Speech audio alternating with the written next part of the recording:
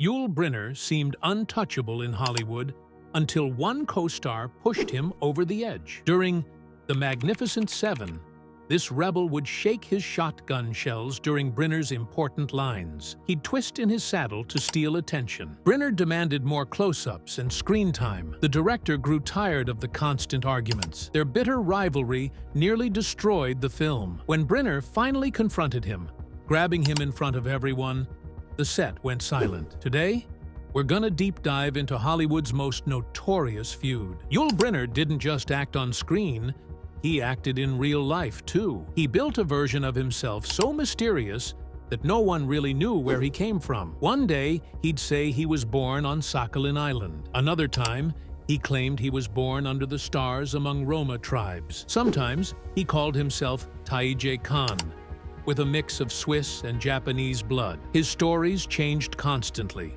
and for years, people believed them. But the truth was simpler. He was born on July 11, 1920, in Vladivostok, Russia, at 15 Aleutskaya Street. His real name was Yuli Borisovich Brynner. Even the year of his birth wasn't safe from his edits.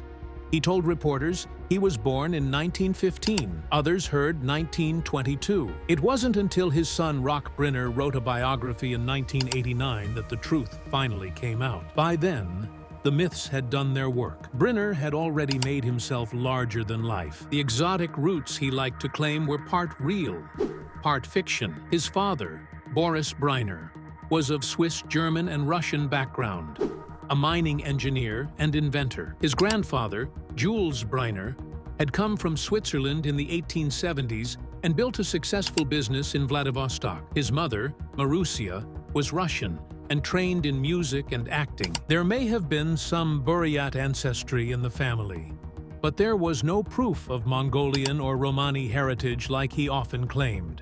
Still, he embraced Romani culture so deeply that in 1977, he was named honorary president of the International Romani Union. Brynner's habit of rewriting his past wasn't a random quirk, it was a strategy. In 1950s Hollywood, a mysterious background could be your biggest asset. He knew that, so he crafted wild stories of royal bloodlines, tragic losses, and wandering childhoods. He called himself Yul Khan, Taiji Khan, even Yul Taiji Khan. Every new alias added to his mystique. These stories helped him land roles that fed into his exotic stranger image, especially as King Mongkut in The King and I, a role he played over 4,000 times. But there was a downside, too. These stories became a trap. He was so good at being the mysterious outsider that Hollywood stopped seeing him as anything else. Behind the mask, there was pain. In 1923, when Yul was just 3, his father left the family for a Moscow actress. The shock devastated his mother, Marusia, who had to raise Yul and his sister Vera on her own. She packed up their lives and moved them to Harbin, China, in search of safety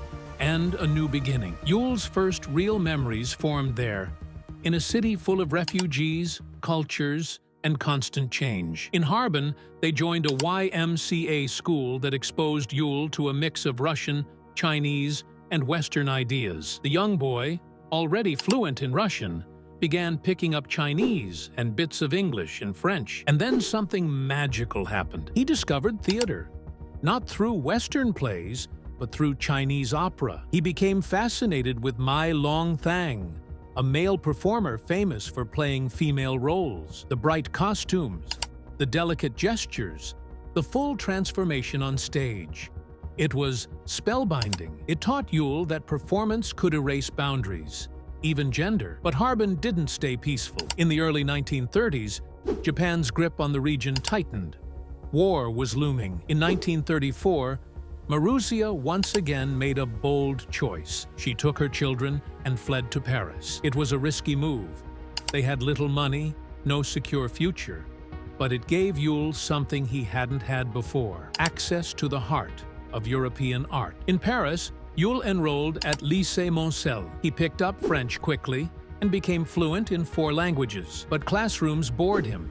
He skipped lessons to wander through Montmartre, where street performers, painters, and musicians filled the air with creativity. One night in 1935, at just 15, he heard a group of Russian gypsy musicians playing in a Paris nightclub. The raw emotion in their songs struck something deep inside him. He decided he had to play too. With his mother's support, he learned the guitar and started performing in small venues. That same year, he made his public debut at the Hermitage Cabaret. By the late 1930s, his French had improved so much that he became a radio announcer. His voice, clear and confident, cut through the airwaves. It was more than a job. It became training for a future he didn't yet know was coming. During World War II, this same voice would broadcast messages to occupied France. Behind the charm and talent, a survivor was taking shape. Then came the circus. Brynner took to the skies as a trapeze artist in the famous Cirque des Verts. For 5 years, he lived in mid-air. The danger thrilled him. He chased freedom, risk, and love. Too much love, maybe. Rumors followed him. Affairs with older women, backstage tensions. But none of that mattered when he flew through the air until the day he fell. A severe back injury ended it all in an instant. The pain was unbearable. He turned to narcotics to cope, and addiction followed. He spent a year in a Swiss clinic, fighting to climb out of the darkness. The fall had nearly killed him, but it also hardened him. He later said nothing ever compared to flying on the trapeze. Still, he knew he needed a new path. In 1941, he took one. With war swallowing Europe, Brynner and his sick mother boarded the President Cleveland in Japan and sailed to America. They arrived in San Francisco just before Pearl Harbor. They had no money, no English, just hope and maybe desperation. New York was where his sister Vera lived, so that's where they went. He worked as a truck driver. He also studied acting with Michael Chekhov. The name Chekhov carried weight, and the training was intense. But Brynner had already survived war zones, addiction, and back-breaking pain. He could survive this too. His chance came fast. In December 1941, he stepped onto a Broadway stage in Twelfth Night. Just 15 performances. That's all it lasted. The war had changed everything. Still, his role as Fabian made an impression. He didn't just act. He owned the stage. He barely knew English, but every move and glance landed. The doors didn't swing wide open yet, but they weren't locked anymore either. Then came something nobody expected: television. In the late 1940s, before he was famous, Brynner became a television director at CBS. He worked on shows like Studio One in Hollywood, Danger, and Life with Snarky Parker. He directed with a sharp eye and a tight budget. He learned how stories were built, where to place the camera, when to cut, how to pace. It was early TV. Nothing was easy, but Brynner thrived. It gave him power over the image. Later, when he stood in front of the camera, he would know exactly how to own it. In 1951, everything changed. Rodgers and Hammerstein were casting for The King and I. The role of King Mongkut seemed impossible to fill. They needed someone who could be fierce, funny, proud, and human, all at once. Brynner walked into the audition barefoot and shirtless. He didn't act. He commanded. Gertrude Lawrence, already cast as Anna, told the producers, "Hire him." Now they did. On March 29, 1951, the curtain rose at the St. James Theatre, and Yul Brynner became the king. But he didn't just play the king, he became him. To prepare, Brynner shaved his head on a whim. No one else was doing that. The bald look stunned everyone, but it worked. It became part of him. He never grew his hair back. Not once. The look made him iconic, masculine, mysterious. He opened the door for every bald leading man who followed. He trained his body like a soldier. His voice became deep, powerful, and slightly otherworldly. He studied King Mongkut's history and brought it all to the stage. The way he walked, the way he held still. Everything was deliberate. Audiences couldn't look away. He would play the role 4,625 times between 1951 and 1985. 8 shows a week. For 34 years, no other actor in history matched that dedication. He toured around the world. He kept performing even after being diagnosed with lung cancer. He once said, "When I play the king, I am the king." And people believed him, because when he stepped onto that stage, there was no one else. In 1952, he won his first Tony. In 1956, the movie version came out. Brynner reprised his role and won the Academy Award for Best Actor. The film made over $21 million at the box office. Adjusted for today, that's close to $220 million. In 1985, near the end of his life, he received a special Tony Award for his unmatched number of performances. Yul Brynner didn't start his career as the bold, bald icon most people remember. In fact, when he first appeared on screen in 1949's Port of New York, he had a full head of wavy hair and played a character completely unlike anything he'd ever do again. He was Paul Vicola, a smooth-talking, cold-hearted heroin trafficker. The film was one of the first in America to openly deal with the subject of heroin smuggling. And Brynner? He stood out. Elegant, deadly, and strange. He played a villain who listened to weird piano music while plotting murder. That kind of eerie charm stuck with audiences. It wasn't the kind of role that Hollywood would let him repeat, but it lit a fire. That performance, small as it was, revealed something powerful. Brynner had presence. That presence exploded in 1956. It was the year everything changed for him. He starred in The Ten Commandments, playing the proud Pharaoh Ramesses, opposite Charlton Heston's Moses. The movie cost $13 million to make, an insane amount back then, and made $122.7 million at the box office. It was the highest-grossing film of the year. That same year, he starred in Anastasia with Ingrid Bergman, playing a Russian general with quiet control and sharp cunning. Both movies were huge hits, but it didn't stop there. In 1956, Brynner also won the Academy Award for Best Actor for his role in The King and I. 3 major films, 1 Oscar, all in the same year. Very few actors in Hollywood history have ever had a year like that. But success didn't come without problems. During the filming of Anastasia, things got tense between Brynner and Bergman. She had just come back to Hollywood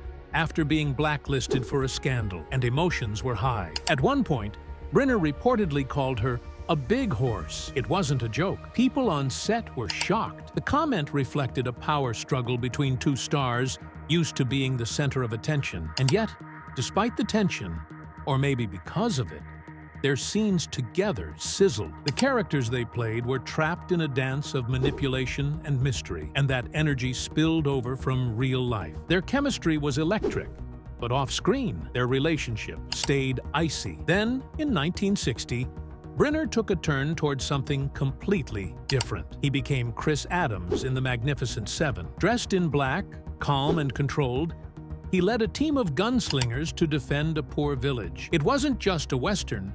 It was a bold remake of Seven Samurai, and it brought a new style of hero to American movies. Brynner didn't yell or swagger. He led with quiet strength and quiet pain. That role changed how Western heroes were portrayed. The movie became a classic. It even got sequels, a TV show, and a remake decades later.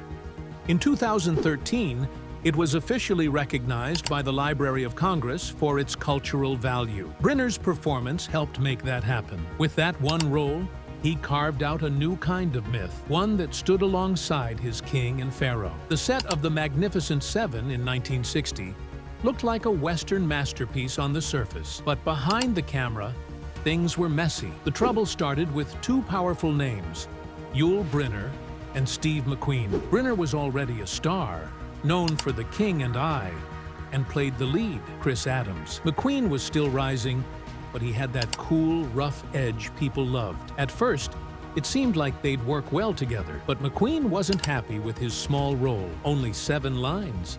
And he didn't just complain. He decided to steal every scene he could. McQueen got creative. He didn't fight with words. He fought with distractions. When Brynner had important lines, McQueen would play with his hat, shake his shotgun shells, or scoop water with his cowboy hat. He'd even twist in his saddle just enough to pull attention away. These little moves drove Brynner crazy. It got so bad, he hired someone just to count how many times McQueen tried to steal the scene. That count became a running joke. But Brynner wasn't laughing. He was boiling inside. It didn't take long before things exploded. One day, after getting upstaged again, Brynner lost it. He slammed his script down and stormed off set. That kind of outburst wasn't rare. Every day on set felt like walking on a tightrope. Everyone knew another blow-up could happen at any moment. And it wasn't just about scenes. It got personal. One of the strangest parts of the feud was about height. Brynner was about 5 feet 8 inches. Maybe even shorter, and he hated looking small on camera. So he'd build little dirt mounds to stand on during outdoor scenes. McQueen noticed and made it a game. He would walk by and casually kick the mounds flat, sometimes right before a take. It was petty, but it worked. It made Brynner furious, and it showed just how far each man would go to be the one on top. Eventually, it all boiled over. One day, Brynner couldn't take it anymore. He grabbed McQueen in front of everyone and warned him to stop. McQueen didn't care. Later, he said, "We didn't get along. Maybe he thought I was a threat." The fight didn't fix anything, but it forced both men to at least fake peace. They finished the film with a cold truce, but the tension never really disappeared. The drama on set actually became part of the film's legend. Some say the tension added to the movie's energy, but at the time, it nearly wrecked the whole project. Brynner wasn't just worried about scenes.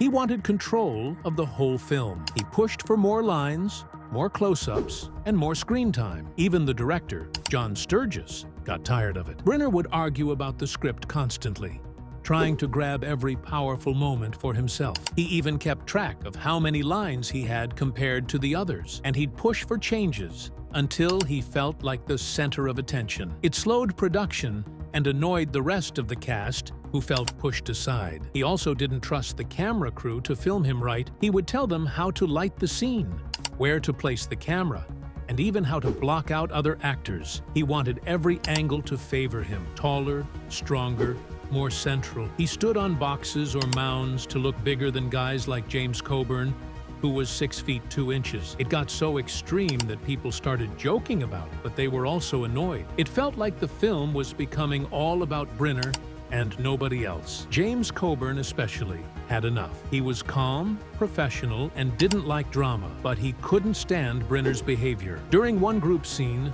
Brynner got so upset over McQueen stealing the spotlight again that he demanded a reshoot, with him as the main focus. Coburn had heard enough. He turned to someone and said, "He's the biggest damn baby in the West." And he meant it. Even years later, Coburn didn't like to talk about Brynner. The bad feelings ran that deep. At just 17 years old, Yul Brynner was already falling apart. He had become addicted to opium, not because he was chasing thrills, but because he was in pain. Years earlier, while performing as a trapeze artist in France, he had suffered a serious back injury. The pain didn't go away, and the only thing that helped was narcotics. By 1937, he was hooked, fully addicted, and just a teenager. His family knew he was in deep trouble. His aunt, Vera, a doctor, stepped in. She didn't waste time. She arranged for him to go to Switzerland for treatment. It wasn't some quiet retreat. It was a full-blown medical program. He spent 1 whole year in Lausanne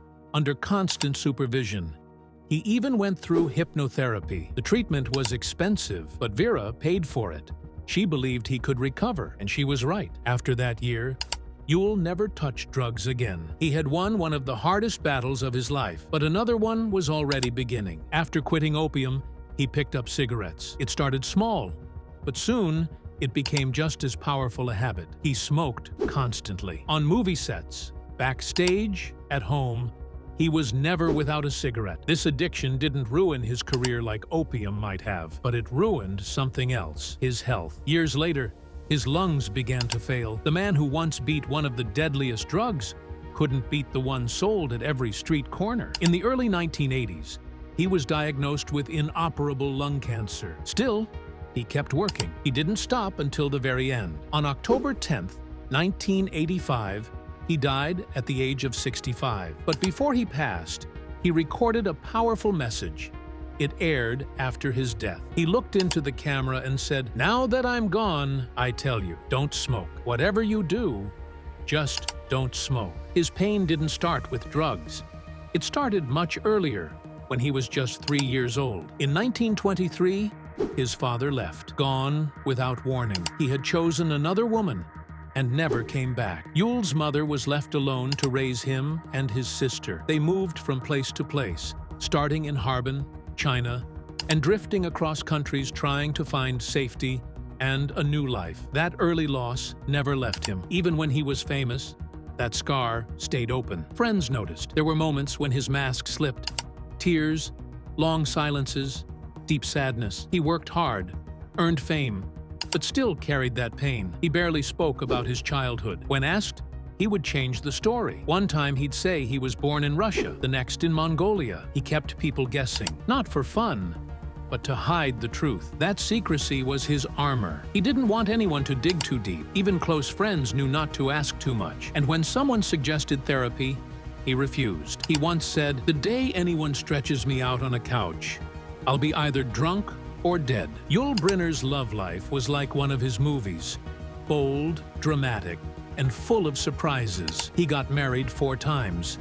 The first was in 1944 to actress Virginia Gilmore. They had a son named Yul Brynner II in 1946. The marriage ended in 1960. That same year, he married a Chilean model named Doris Kleiner. They had a daughter, Victoria, in 1962. Her godmother was Audrey Hepburn. In 1971, he married again. This time, it was a French socialite named Jacqueline Thion de la Chaume. Together, they adopted 2 daughters from Vietnam. Mia was born in 1974 and Melody in 1975. The adoptions happened during the Vietnam War, and it made headlines around the world. But the marriage didn't last. In 1981, it ended, partly because Brynner wouldn't stop touring with The King and I, and partly because of his affairs. Then came the most surprising twist. In 1983, at 62 years old, Brynner married a 26-year-old ballerina from Malaysia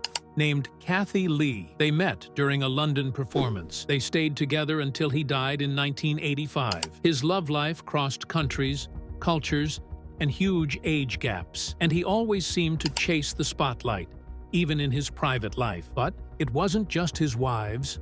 Brynner had affairs with some of the biggest stars in Hollywood. In the early 1950s, he had a passionate 4-year relationship with Marlene Dietrich. She was 19 years older and completely obsessed. Her daughter said she would even brag about the messy state of her bed after he visited. In the late 1940s, he had a fling with Judy Garland during one of the hardest times in her life. After they split, she tried to save her marriage. Then came Joan Crawford. She saw him on stage and decided she had to have him. Biographers said she was mesmerized. And while filming Anastasia in 1956, he had a brief affair with Ingrid Bergman. Her personal life was already a mess because of her romance with Roberto Rossellini, and Brynner just added more fuel to the fire. These weren't just quick flings.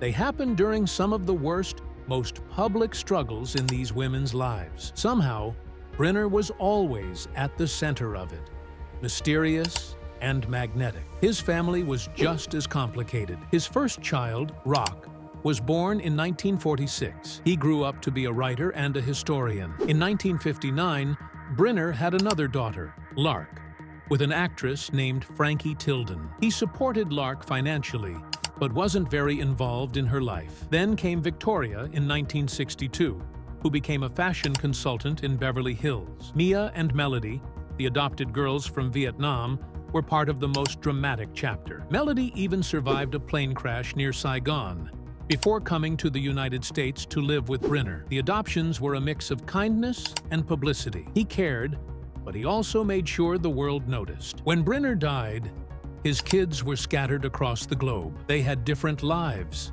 different mothers, and different memories of him. But together, they showed the strange global family he created. There was another twist. Brynner lied about who he really was. He told people he was born on a remote island. He said he had Mongolian blood. He claimed to be a circus performer. None of it was true. After his death, Rock decided to find out the real story. In 1989, he published a memoir and exposed everything. Brynner had actually been born in Vladivostok, Russia. His father was a Swiss-Russian engineer. His mother was Russian. Most of the wild stories were just things he made up to keep people guessing. Rock's book was part love letter, part rebellion. He respected his father, but he also wanted people to know the truth. He pulled the curtain back on a man who spent most of his life hiding behind it. Yul Brynner looked like a king. On stage, in movies, in photos, he was powerful, proud, and in control. But at home, things were different. He wasn't around much.